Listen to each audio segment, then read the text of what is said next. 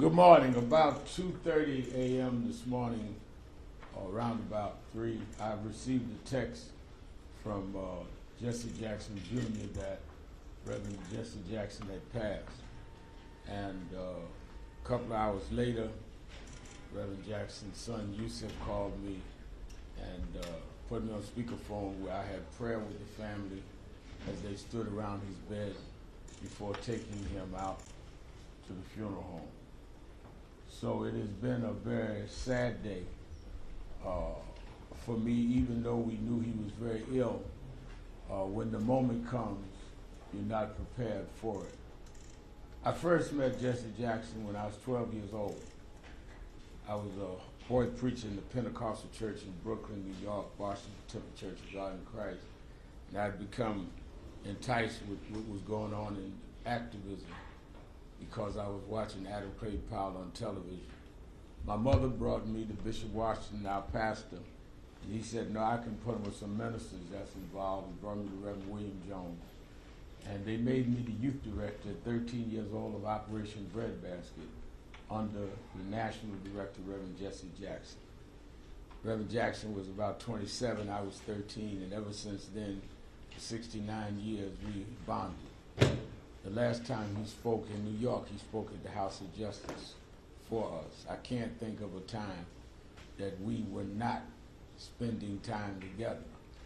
Now, he was a hard taskmaster. He would always get on me about, why are you on this issue? You need to be more studied on this.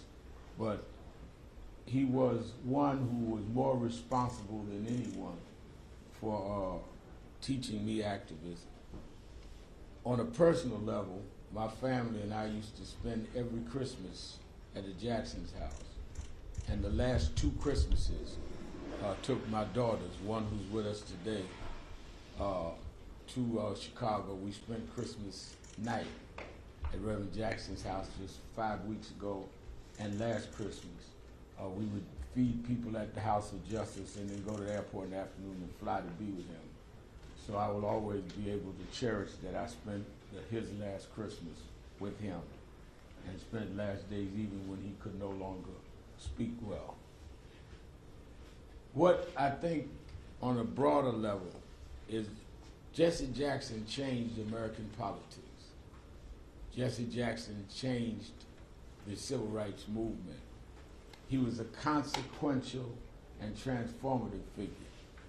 And he changed New York politics. Let me go in that order. One, it was when Dr. King died, was killed in '68, he was talking to Jesse Jackson and Ben Branch over the rail at the Lorraine Motel in Memphis. And Reverend Jackson was literally one of the 2 last people to speak to him. I always wondered how much trauma that must have been for him to witness Reverend King's assassination. He never would talk about it too much, but it drove him. He kept saying, we got to keep Dr. King's dream alive. He was 12 years younger than King, as I was 13 years younger than him, and he would always challenge me that your generation's got to do what John Lewis and all of us that were younger than Dr. King did. He kept the movement going by keeping the economic boycotts of Operation Breadbasket going, by dealing with diversity, by fighting for affirmative action. You must remember when the late 70s and 80s, when Reaganism rose and there was this backlash on civil rights, Jesse Jackson took the front with John Lewis and others to restore what Dr. King had done. We romanticized the 60s like they were never challenged. They were challenged. We had to renew the Voting Rights Act every 5 years. We had to deal with state laws. And it was Reverend Jackson that did that into our era of having to deal with racial profiling and driving while black and all. We learned all that from him. It was in 1984, when he ran for president, that he changed the rules that primaries were governed by, where in pre-Jackson, if you ran in New York, for example, and you got 104 delegates and your opponent got 100 delegates, your opponent got all 204 delegates. It was Jesse that made it be, no, you get your 100, they get 104. With him changing it to proportional delegate representation is how Barack Obama was made the nominee. Hillary Clinton won more big states, but he was able to accumulate more delegate votes. So he literally changed the party in 84. And then in 86, the midterm elections changed because he had registered so many new voters that had not been calculated before that many of the states turned, and the U.S. Senate 86 became Democratic control and maintained a lot of the things that we would have lost under the Reagan era because Jesse Jackson registered those voters. In 88, he ran again, got 7 million votes, won the city of New York. It was his 88 race where he won the city, lost the state to the caucus, but he won the city of New York, which made us believe in 89 we could win. And we did by electing David Dinkins. David Dinkins was his coordinator for New York City in 88 and became the mayor in 89 off Jackson votes and the belief we could win it because Jesse Jackson, despite the controversies around him, won the city of New York in 88. So I'm not talking about somebody that just is some removed figure in history. He literally changed American politics, New York politics, and kept the civil rights movement going, and then raised some of us that have been in the forefront in the first part of the 21st century to do what we do. And he's been there with us. When we did George Floyd, he was right there in the church with us when I did the eulogy. He was there with us with Trayvon Martin. He never stopped. I once said to him, you already in history, you've gotten all the honors, why do you keep going? He said, I never learned how to retire. He said, you got to remember, Al, Dr. King was killed at 39 years old. Medgar Evers was killed at 39 years old. Malcolm X was killed at 39. We were never raised to be 40 years old. He said, I woke up one day at 55, there's no retirement plan for us. And he kept going until this morning. So my whole life and the whole country and the world was changed. Don't forget, he went and got hostages from Iraq, hostages from Syria that no one else could get for this country. Never got the credit he was due. But he said to me that those that need the credit don't deserve it, and those that deserve the credit don't need it. Well, I'm going to make sure as long as I'm alive, he gets the credit. Reverend Jesse Jackson. On this Saturday, our regular Saturday Action Rally will be at the historic Mother Amy Zion Church. It's the church that Frederick Douglass spoke at. It's the church that Sojourner Truth at the altar changed her name from a slave name to Sojourner Truth. It's the church that Madam C.J. Walker's funeral is at, church that Paul Robeson was a member of. His brother was one of the pastors. So in Black History Month, we're going to dedicate the action rally this week to Jesse Jackson, which was the last organization he spoke for in the city of New York. Last time to Harlem, when he left the House of Justice, we took him to Sylvia's. And I never forget when he finished, we had to help with the fork. And he told me, wheel me into the kitchen, and he shook hands with all of the people in Sylvia's restaurant, shook hands with him in the kitchen. That's the last time he was here. So we're going to honor him. We're asking all of our city officials to join us there. We are the organization that Dr. Jackson worked with, and we're going to honor him this Saturday. We want all of them to come and give their condolences in a New York salute to Reverend Jesse Jackson. Any questions? Yeah, Reverend Sharpton, what did he open your eyes to? What did he help you realize that you didn't know or weren't aware of or kind of got better? He opened my eyes in two ways. He opened my eyes that we could make a difference, we could make change, that we could not be cynical. So by him running, as never had been an elected official, with most black elected officials at that time not with him in 84. When he ran and did that, I believed that we could make a difference. We could change laws. and which is why I went from just being bitter to trying to be better, and be able to help change the system by not just fighting the system, but fighting it inside and outside at the same time. What he did for me personally, I was born and raised in Brooklyn. My father left when I was 10. Unlike many other ministers that I looked up to, I didn't come from a high pedigree, a nice family with my father and grandfather and great-grandfather preachers. My father left. Jesse was born out of wedlock. He taught me, his slogan was, "I am somebody." It's not how you're born, it's where you go with it. So he made me believe even a kid on welfare in Brownsville, Brooklyn, could be somebody because of Jesse Jackson taught me that. Look what he did. Born out of wedlock in Greenville, South Carolina. If he could do it, I could do it. It's easy for a preacher that's got PhD and his daddy was a big preacher and granddaddy. It's easy for him to do it. It wasn't easy for Jesse. And he taught me that it didn't have to be easy for me, but I could make it anyway. Good morning, Reverend Sharpton. I was just looking at some of your archival video this morning. One of them that just popped up was the march in 1995 against the social service cuts against Governor Pataki. What do you remember? Take us back to that day and what you remember about how powerful that day was with Reverend Jackson. In 1995, they had cut the budget. Pataki had just been elected in 94. And I decided we were going to do a 10-day walk from New York to Albany.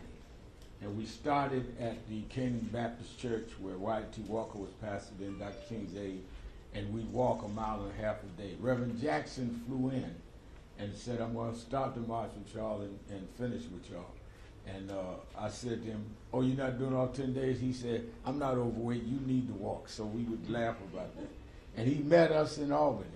And we marched on George Pataki and got a lot of the legislation restored. That's how much he had local impact. He worked a lot with 1199, he worked with National Action Network, but he would know, he would call me. We used to talk at 6 o'clock every morning. He would call me and say, "What are y'all doing about this referendum?" I said, "How did you know about that?" But he was constantly kept his hand on the pulse on what was going on around the country. Reverend Sharpton, can you speak to how he was a bridge between generations, Dr. King's generation, your generation, and the generations today of the social justice movement? I think that Jesse Jackson was a bridge that was not given credit for. He was the youngest person on Dr. King's staff, so he was attractive to people like me that was a generation behind him, because he was more hip. He used to wear a Martin Luther King medallion. That's where I got that from. And he used to wear vests. I never saw him wear a suit and tie until about 1972. And he had a big afro. So he wasn't the style of the conservative preachers like Dr. King was. And he then was able to understand our generation of saying no justice, no peace, rather than I am somebody. And he was the bridge that would say, but let us get something done. And he would be there. So whether it was in the 70s and 80s where we were fighting around the issues of Howard Beach and Yusef Hawkins, which he came in and visited the funeral home with me at Yusef Hawkins, or then later in the 21st century, it was Trayvon Martin, he came and stood with us. He would stand behind us as much as he would lead us, but he would stand behind us. I used to say he's leading from the back now, because he'd be there. And I think that he was never threatened by those older than him or younger than him. He just wanted us to keep our eyes on the prize. And what about his commitment to peaceful protest and peaceful change at a time when there was a lot of violence? He was adamant that we always keep nonviolence, because he said you're going to, first of all, he said you must have the moral standing that those we're fighting don't have. And if you become as immoral as them, not caring about life and the like, then you are not fighting a cause, you're fighting for who can have more power. So he definitely would always say that. And he would always say to me, if he heard I was getting ready to do something, "Al, make sure that there is no violence. Make sure that you don't step outside of Dr. King's principles." And I think he also would always recommend us about language, not only violence in terms of physical, but your language must communicate justice, not revenge. He was very, very hard on me about that. Rev, good morning. What would you say to those in the media, elected officials, others who are efforting to define Jesse Jackson's legacy in depth by criticism, controversies that he had during his life, as opposed to the lifetime of accomplishments that you talked about briefly? I think that there will be those that will raise the controversies, and they will raise some of the things that they would consider negative. But Reverend Jackson had a saying that he used to tell me that became something I lived by. He said, turn your scars into stars. And they can raise the controversies, but the fact that they've got to raise them at all means that he made his point. He made a fact. Nobody thought a kid born out of wedlock on Haney Street in South Carolina would be where he was. So sometime when you're climbing up steep mountains, you might slip and skid your knee. But the story is he climbed that mountain.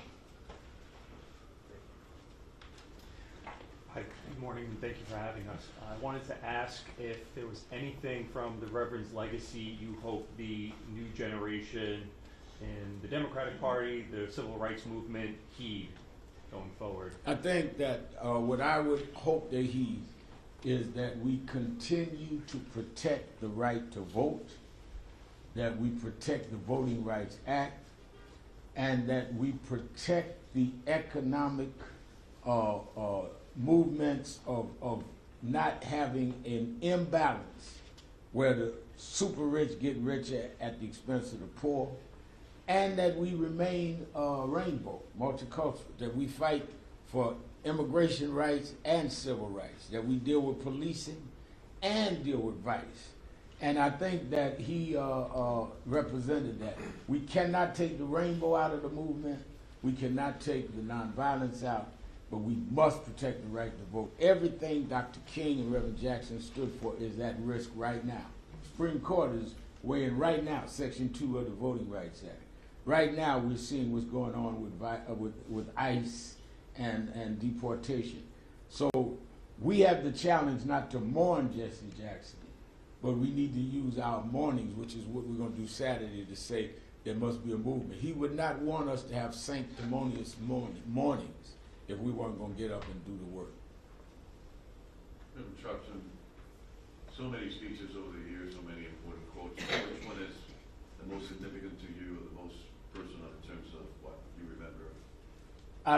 I think that his '84 Democratic Convention speech, "Our Time Has Come," was a classic because it gave us hope. I think that when he came back in '88, "Keep Hope Alive" was a classic. There's so many, but Reverend Jackson had, last time he was at, time before that, he was at the House of Justice, he had a book of sermons, and that he had come out with. And that's when I knew he was stumbling and had Parkinson's. And I asked him to sign the book to me. He could only do the first J. And I keep that book at home, a book of all his sermons. But he couldn't even sign his name, but he still came to Harlem to do what he could do. Reverend Sharpton, one other question. In terms of his unfinished business around the economic justice issues like food insecurity, healthcare for people that he touched on at many points in his life, what do you say to that? I say that we've got to keep fighting. We cannot make mockery with just mourning him and letting it go. And DEI, diversity, equity, and inclusion, which has now been wiped out by this present administration, that was Jesse Jackson saying we've got to diversify boardrooms, diversify employment for blacks, for women, for browns, for LGBTQ. So we are seeing at a stage where everything he fought for is at risk. And if we want to mourn him, we've got to preserve what he fought for. Thank you. So what is the plan of action to defend voting rights? Well, I think the plan has to be, how did we get voting rights in the first place?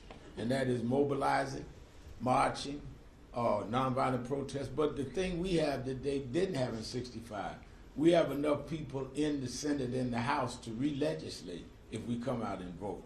If we come out in the right numbers, a member of National Action Network named Hakeem Jeffries would be the Speaker of the House and could call the hearings and find out what's really going on in ICE.